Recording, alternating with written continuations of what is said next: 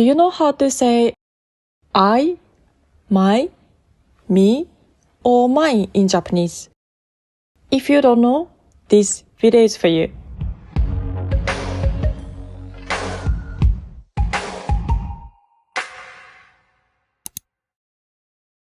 皆さんこんにちは。I am Saki and I am your Japanese teacher. On this channel, I teach important Japanese grammar in a simple and practical way. This is lesson 2, and in this video, we are going to learn about pronouns in Japanese. When you start learning Japanese, you may soon wonder how to say things like my friend or this is mine. In this lesson, we will learn what pronouns are, how Japanese people use them, how you can use them in daily conversation. Before we get started, let me quickly share one thing with you. If you want to study practical Japanese, not difficult or technical grammar, you can join our free online grammar course. The link is in the description below. Alright, so first of all, what is a pronoun? A pronoun is a word we use instead of repeating a name or a thing again and again. For example, my name is Saki. When I talk about myself, I don't say Saki is a teacher. Saki is from Japan. That sounds strange, right? Instead, I say I am a teacher. I am from Japan. So I replaces my name. Similarly, if you talk to me, you don't say Saki. How is Saki? You say Saki, how are you? So you replace the person you are talking to.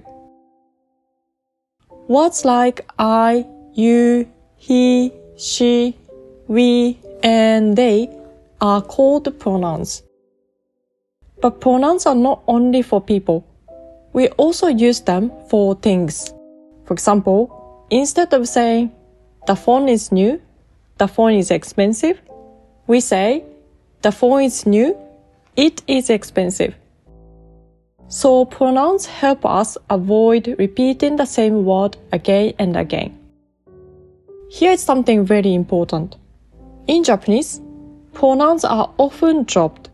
That means you don't always say I or you. For example, in lesson 1, we learned the topic marker wa. If I say 私はSaki desu, the topic is already clear. We know we are talking about me. So I can continue by saying 先生です. I don't need to say 私 again because everyone already knows the topic. Here's another example. If someone asks you, how are you? In Japanese, you don't need to say, I am good.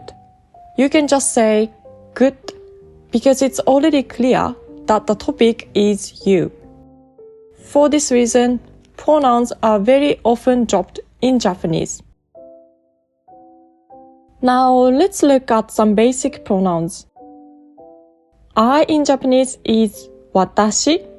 This is polite and safe to use in most situations. You might also hear boku, ore, or uchi, and so many more. But for beginners, watashi is the best choice. You is anata, but actually, we rarely use it in daily conversation. It can sound a little dialect and sometimes even rude. Instead, Japanese people often use the person's name, or they just drop the pronoun. For example, instead of saying, do you want pizza? It's more natural to just say, want pizza. If you are looking at the person, it's already clear who you are talking to. She is 彼女, he is 彼, but be careful, 彼女 and 彼 can also mean girlfriend and boyfriend. In real conversations, Japanese people often use the person's name, or simply drop the pronoun, just like with you. We is 私たち, you all is あなたたち. But this can sound harsh if you're like a teacher who is angry saying you all. So a softer and more natural way is みんな or 皆さん, which mean everyone. For think, a common word is これ, but we will talk more about that in a later lesson. So let's quickly summarize the important point.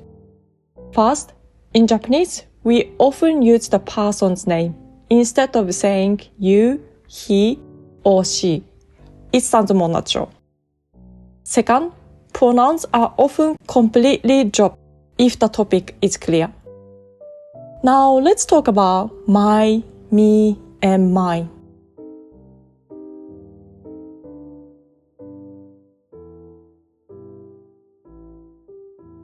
To understand how to say these in Japanese, it's important to understand how they work, not just the translation.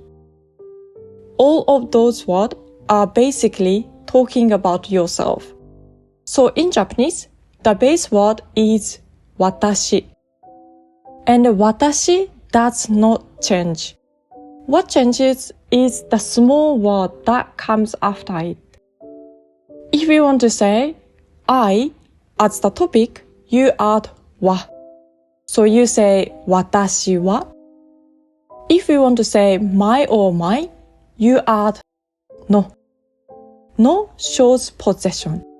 For example, my friend of mine, not someone else's friend.